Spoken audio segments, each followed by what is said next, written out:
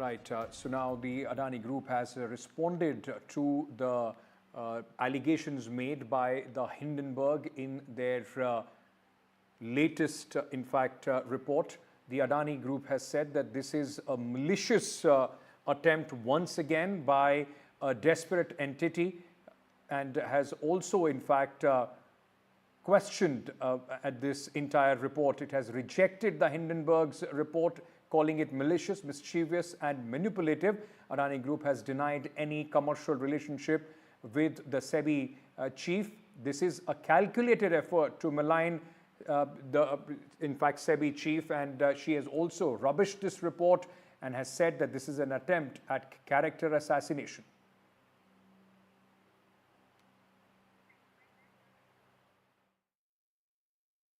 What has really happened?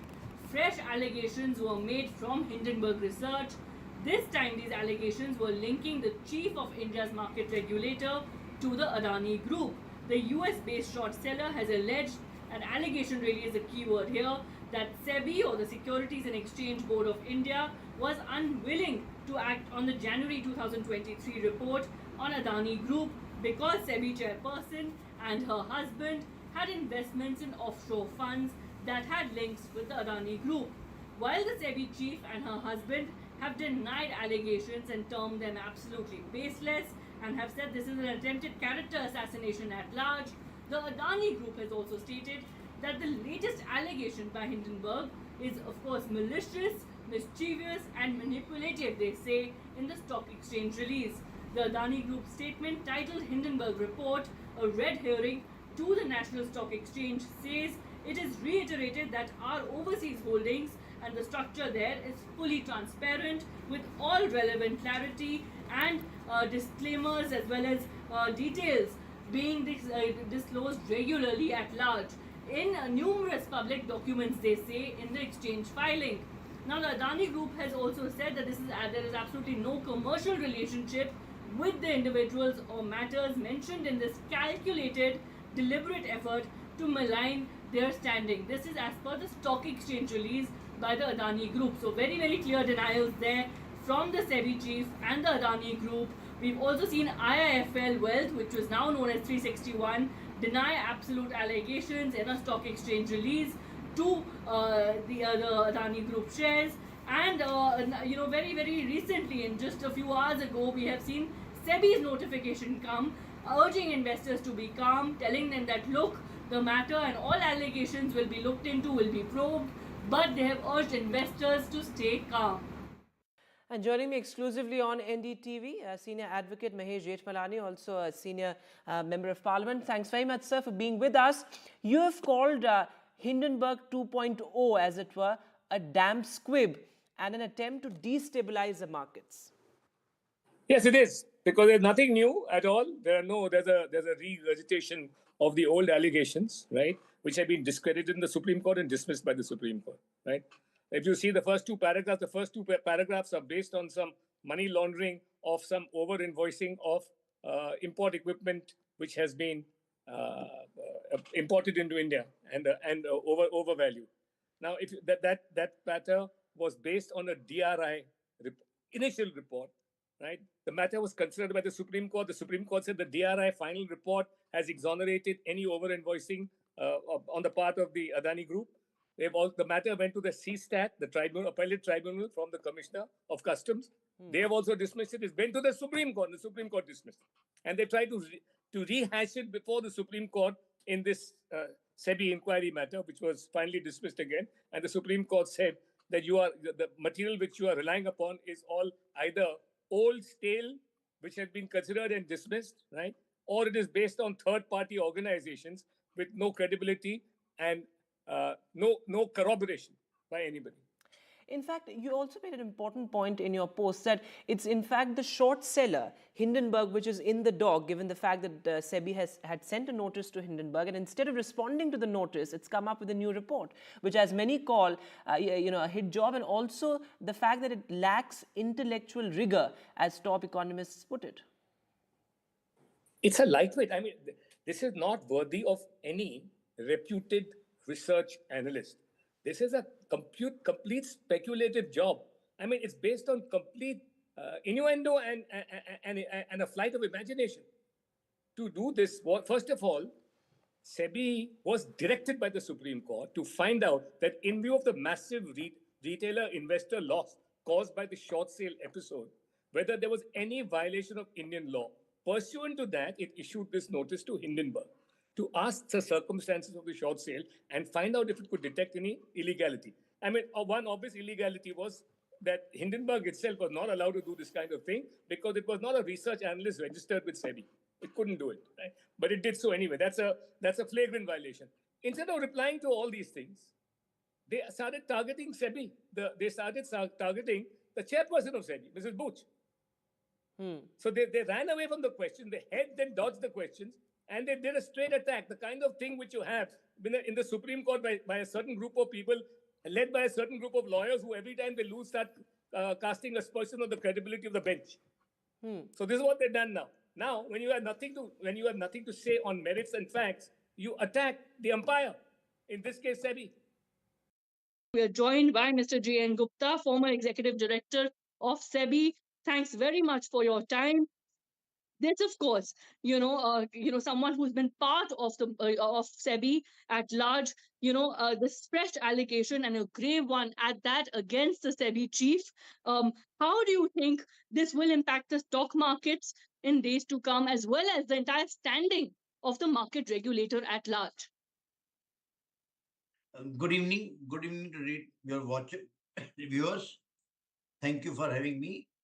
I have to first say that it is very difficult for anybody to say that what is going to be the impact of this report on market tomorrow, because every investor is free to take his own call. But I would say, if I were the investor, what I will do? If I were the investor, I would read this report and throw it in dustbin. And probably the dustbin will also say, don't throw this report to me. It is not even worth this place. So this report is as rubbish as it could be. Therefore, I do not expect any intelligent investor or anybody to give cognizance to this report in any manner and continue their life as if nothing has happened. Hindenburg ने फिर हिंदुस्तान की economic system में सेंध लगाई है। अडानी के ऊपर Hindenburg ने फिर एलिगेशन लगाए हैं। पहले भी हिंडनबर्ग इस तरह की हरकत कर चुका है। हमारे साथ भारतीय जनता पार्टी के वरिष्ठ नेता और देश के कानून मंत्री अर्जुन राम मेघवाल मौजूद हैं। हम इनसे बात करते हैं। अर्जुन राम जी, जिस तरह से हिंडनबर्ग बार बार एलिगेशन लगा रहा है, तो ये क्या हिंडनबर्ग ने अपना जॉब बना लिया है? देखिए, भारत की आर्थिक जो प्रोग्रेस है वो तेजी से हो रही है। कुछ ऐसे पैरामीटर होते हैं जिसमें जब भारत प्रोग्रेस करता है तो हो सकता है कुछ देश प्रशंसा करें, लेकिन कुछ देशों को पीड़ा भी हो सकती है। भारत का जीडीपी सबसे तेज गति से बढ़ रहा है और लगातार ग्रोथ हो रही है, तो उनको लगता भी इतना जीडीपी ग्रोथ कैसे। फिर हमारा जो फिस्कल डिफिसिट है उसको हमने कंट्रोल में रखा है। हमारा जो एमएसएमई सेक्टर है वो हमारा शानदार योगदान दे रहा है। इंडस्ट्रियल प्रोडक्शन वो हमारे देश की जो आर्थिक प्रगति है उसमें तेजी से योगदान दे रहा है। तो ये कई चीजों को कई लोगों को लगता भी ये इतना मोदी जी के नेतृत्व में कैसे आगे देश बढ़ रहा है। इसलिए कई बार ऐसी चीजें ला करके देश को बदनाम करने का काम कुछ लोग करते हैं। देखिए, इसमें पहले भी एक विषय आया था, संसद में इस पे चर्चा भी हुई थी और हमने कहा था कि भाई इसमें जो देश की स्थिति है वो आप हमारी सेबी पे विश्वास करो। अब आज उन्होंने सेबी पे भी कुछ कह दिया है। सेबी के जो पुराने हमारे जो हैं उन्होंने जवाब भी दिया है। सारी चीजें क्लियर है, तो क्योंकि देश प्रगति कर रहा है इसलिए कुछ लोगों को ईर्ष्या है, वैसे और कुछ नहीं। Moving on now, in yet another encounter in Jammu and Kashmir, there was exchange of firing between terrorists and the security forces in Udhampur district in Jammu region this evening. This is the third encounter in Jammu and Kashmir in the last 24 hours. Two soldiers of the special forces of the Indian Army and a civilian were killed during an encounter in Kokernag forest of Anantnag district. In fact, there has been exchange of firing between the terrorists and the security forces in Kishtwar as well. Officials say police and security forces launched an operation in Basantgarh area of Udhampur today. They say a group of 3 to 4 suspected terrorists were cornered and there was heavy exchange of fire. There are no reports of any casualties so far. In all the 3 incidents, it appears terrorists managed to escape after the firing. My colleague Nazir Masoodi joins us with more details at this moment. Nazir, now, once again, it only highlights the upswing, the trend that we are seeing in the last few months of, the activity of the terrorists increasing, also resulting in a lot of damage being done as far as security forces and now civilians are also concerned. Yeah, exactly. And within a period of 24 hours, there have been 3 incidents, 3 encounters. In one of the encounter, army has suffered casualties. In Kukarnag, Anantnag encounter, in which 2 army special forces personnel were killed, 1 civilian was killed, 1 army soldier was injured, 1 civilian was injured. And the attackers militant appears they have managed to escape. There was an exchange of firing in Kishtwar district as well, but no one could be tracked down. And in Udhampur this evening, we see there was police had launched this police special operation group and other security agencies had launched an operation based on information about presence of 3 to 4 militants. After a heavy exchange of fire, it appears that militants may have again managed to escape. This is the 2nd or 3rd incident in Basantgarh area of Udhampur district in just last few weeks, where after the contact was established, militants managed to escape. It is like adversely looks like as if they are a phantom. There have been 3 incidents, where there was a contact in 24 hours, and in all the incidents we have seen places militants have managed to escape, which remains the biggest challenge because most of these incidents happen in the forest areas where these militants appear to be well trained in jungle warfare, and it may take a while for the security forces to figure out how to deal with this challenge. Nazir, thank you for joining us with all those details. Moving on now, a doctor was raped and murdered while on duty in a hospital in Kolkata. This has, in fact, this chilling story, this chilling rape and murder of a young woman doctor in Kolkata has sent shockwaves across the country.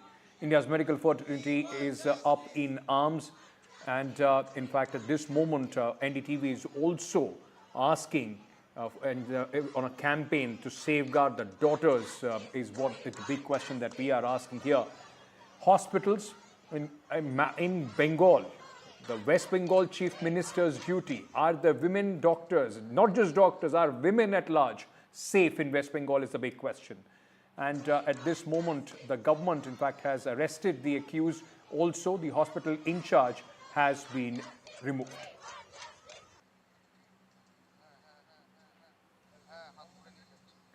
Short break, news and updates on the other side. Stay tuned.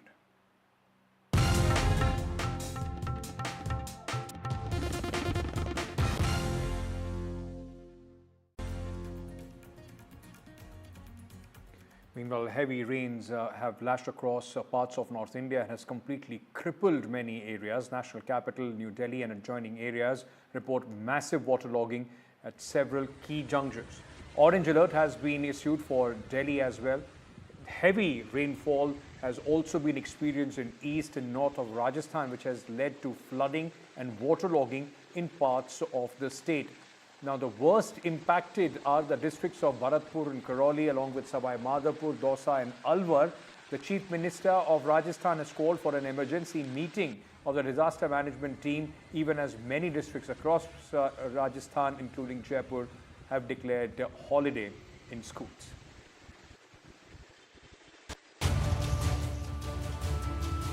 Rain havoc in Rajasthan. Rivers in Spate and cities like Jaipur, Bharatpur, Dausa and Karoli facing various degrees of waterlogging.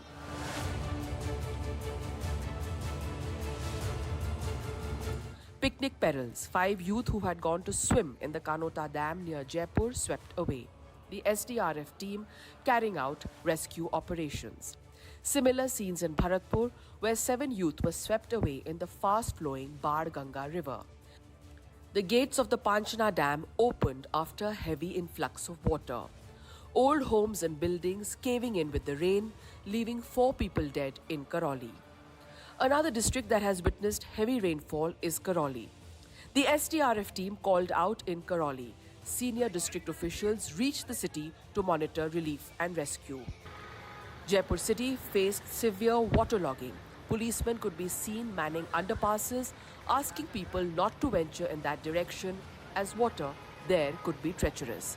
The Chief Minister, Mr. Bhajan Lal, called a high-level meeting of the disaster management force. The CM tweeted, asking people to take precautions during the rain. The Met Department has predicted an orange and yellow alert for the next 24 hours for all districts in North and East Rajasthan. In Jaipur, Harsha Kumari Singh, NDTV.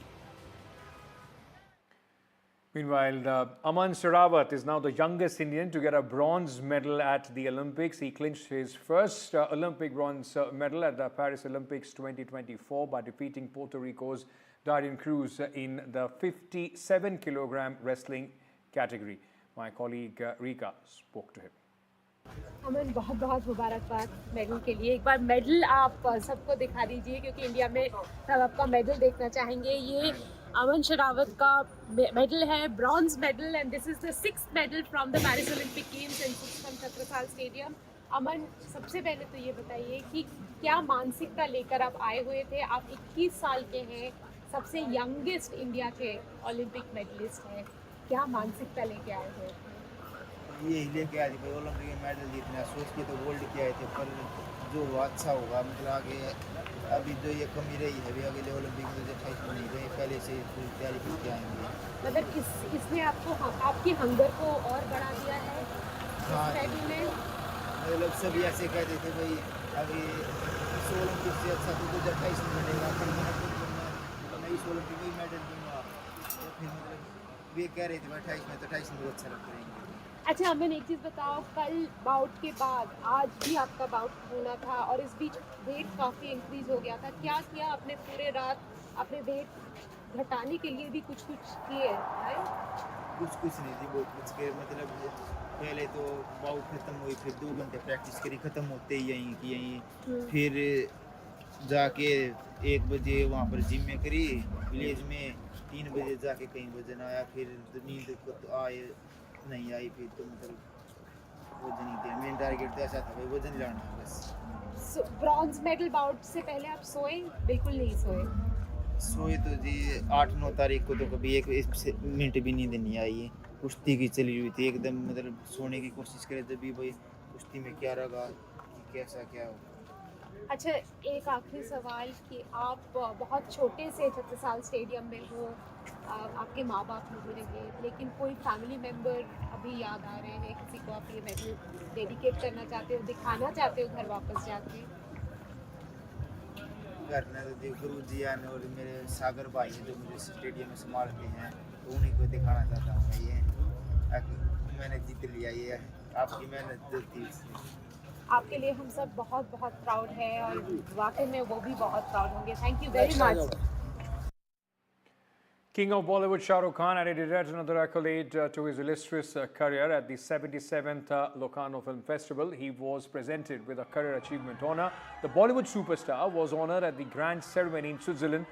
Speaking to NDTV, Shah Rukh Khan spoke about his days shooting the very popular Dilwale Dulhania Le Jayenge in Switzerland.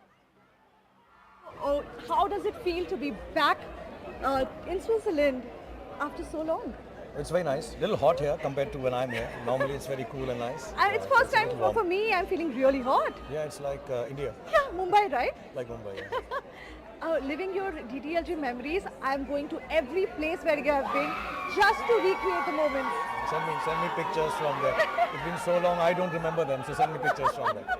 What is the best memory that you have of Switzerland? I mean, having come here, worked with Mr. Yash Chopra, and then all that we did, it was really nice. And when I started off in late 90s, to be here was a big thing, to come to Switzerland. And then now, when I come so many years later, people remember those films. So yeah, it's very happy. And today is a big honor, first Indian to get this honor. How does it feel, Shah Rukh? You're making us proud always. No, it's very nice. I love the coziness of this place, the dignity with which they do the award function. So I'm very happy to be here and really thrilled. That's all the time that we have in this edition. News and updates continue on NDTV. Stay tuned.